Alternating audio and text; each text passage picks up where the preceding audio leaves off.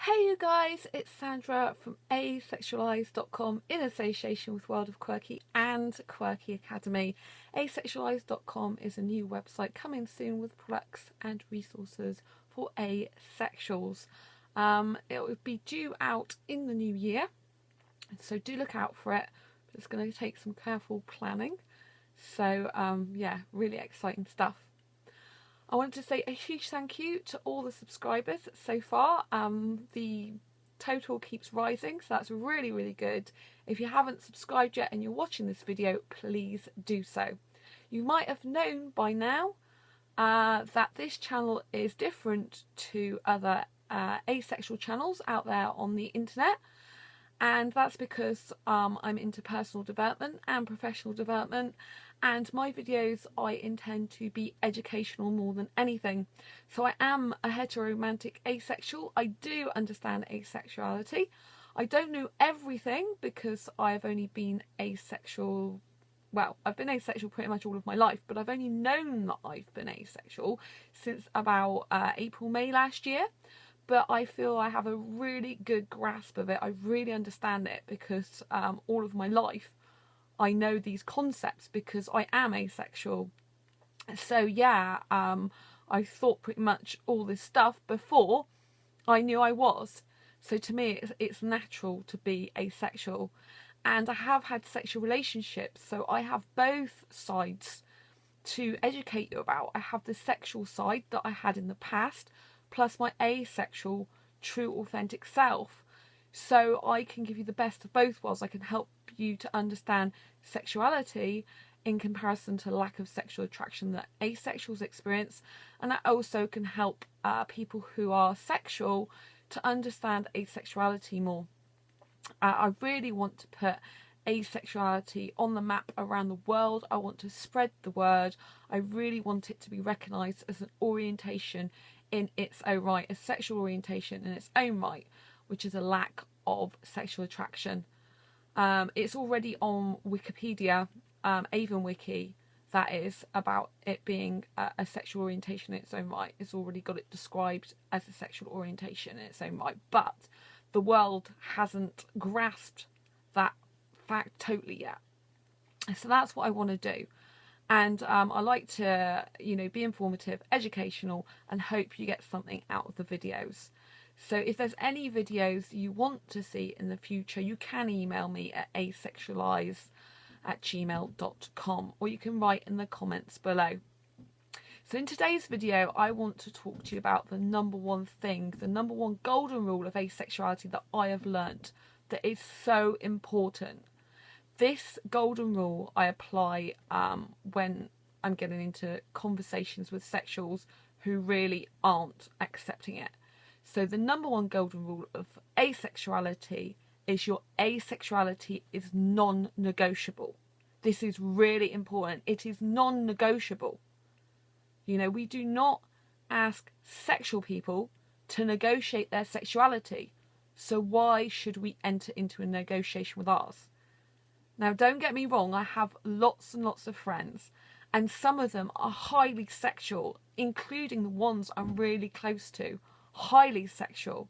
I have nothing wrong with sexual people. I have nothing wrong with people having sex. That's not what I'm about. I'm about people being their genuine, authentic self and being natural as they are. What is natural to them is not natural to someone else necessarily. So to me, asexuality is natural. To a sexual person, sexual is natural. Okay? So it isn't a case of asexuality is unnatural. It's only unnatural to a sexual person because they don't experience that lack of sexual attraction. So it's hard for them to understand. But what I need to instill in you, I'm not very good with some words like that. What I need to get across to you, if you like, that's a much better word, isn't it? What I need to get across to you is the fact that asexuality is non-negotiable. We don't ask sexuals to negotiate their sexuality. So what do I mean by that? What I mean by is we don't instigate in conversations with them saying, okay, so how do you know you are sexual? How often do you experience sexual attraction? How often do you think about sex? How often do you have sex? How many times a day do you have it? You know, this is the type of questions we would be asking sexual people if we were negotiating their sexuality, like some sexual people negotiate ours. So you can get people who are sexual saying it's not natural what you are. They don't understand it, and some of them are totally closed-minded. It is natural because I'm naturally asexual. Okay? And they go, maybe it's a hormonal imbalance. Well, I learned from my biology teacher when I was young that the reason someone falls out of love with someone is the chemicals in your body change. And we are all made up of chemicals. So yeah, an asexual's chemical composition might be different to a sexual's chemical composition. But that doesn't mean to say we've got a hormonal imbalance. In fact, lots of people have the tests who are asexual and we haven't got any hormonal imbalance, but we might just have different chemicals to sexuals. And they might have different chemical excuse me. They might have different chemicals to us. So if they got different chemicals to us, it doesn't mean that their chemicals are any better than our chemicals. It just means they're different.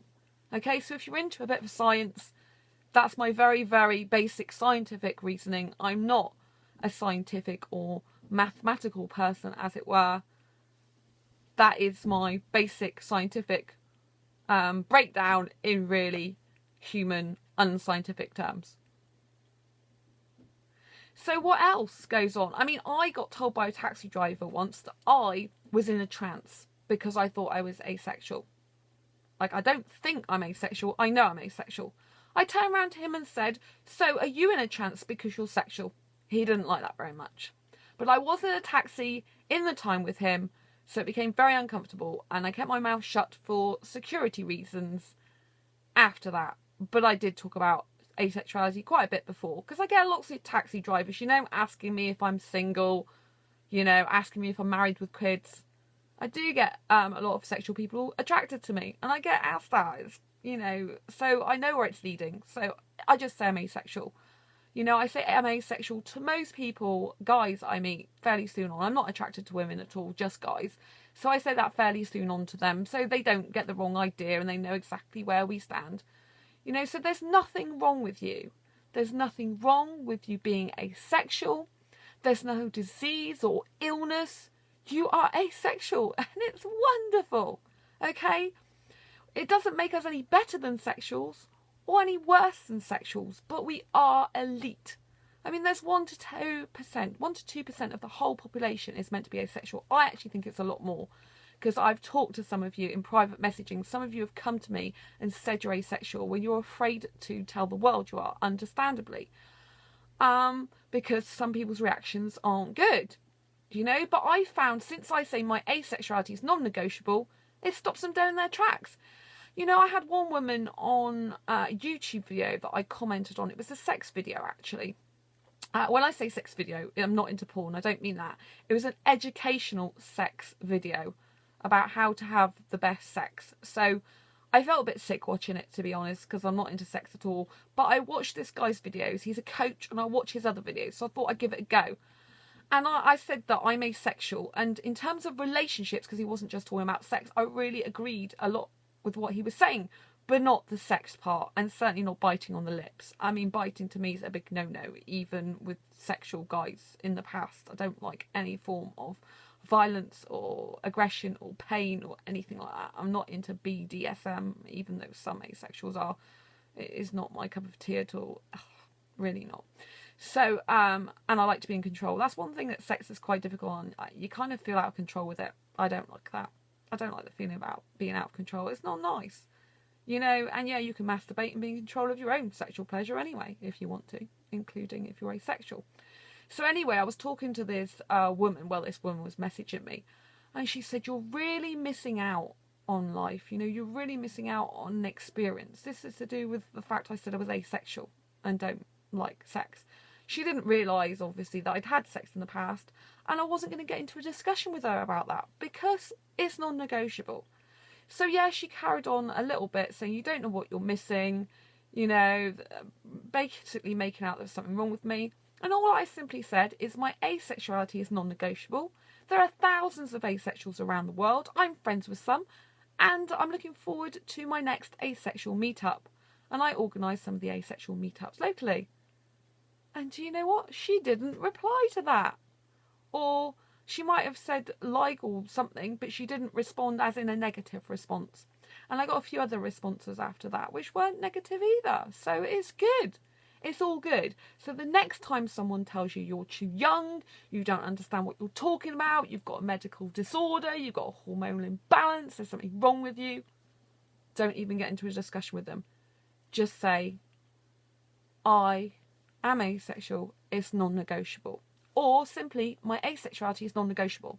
That's it. If you're not willing to negotiate it, to chat about it, to chat around it, and to investigate it, because you don't need to investigate it, you are, then that's fine. Of course, if you want to investigate more about asexuality, go on to Avon, asexuality.org. Go and talk to other asexuals, fine. But the moment you get into talking to a sexual about asexuality and they're closed-minded and they don't understand it, they will try and debate it with you and try and make you feel that you're not asexual in some way and cause you a heck of a lot of confusion. You know, you do have the right to change your mind on anything in life. So if you discover part way down the line that you're demisexual, so you can only become sexual once you've formed a very emotional connection with that person, it could be 1 or 2 years, then that's fine. Don't beat yourself up about that. If you've been asexual all your life and then all of a sudden you do experience some traction as a one-off, I'm a grey asexual, it can happen. So, you know, that's fine. And if you are in a relationship, you're asexual with a sexual, and you want to have sex just to please your partner, you're comfortable with that, that's fine. But do not do it if you're not comfortable. Find a nice asexual person for you, or be on your own. Do not do anything that makes you feel uncomfortable because you feel pressurised into it. So I hope I've got my point across. I know that I'm very strong in what I'm saying, but you know, you need someone in life sometimes that's going to be strong in what they say, so that you can understand how to deal with other strong people. You know, there are lots of sexual people that will be open-minded, that will understand what you're going through. I have sexual friends. Some accepted it straight away, no problem. One laughed at me, the first person I told. You know, and some people battle against it. Oh, you know, I'm not sure about that. Oh, that's not good. And I just tell them, you either accept it about me, or that's it. We can't be friends. Or I try to help them to understand better, if they're willing to do that. Okay? So that's fine. Just love yourself. Just really, really love yourself for who you are. You are a very, very special person. And I want you to know you're adorable, beautiful, and gorgeous, just as your own authentic, quirky self. Do not live in fear. Do not live the life that others want you to lead. Just embrace your quirky and each other's.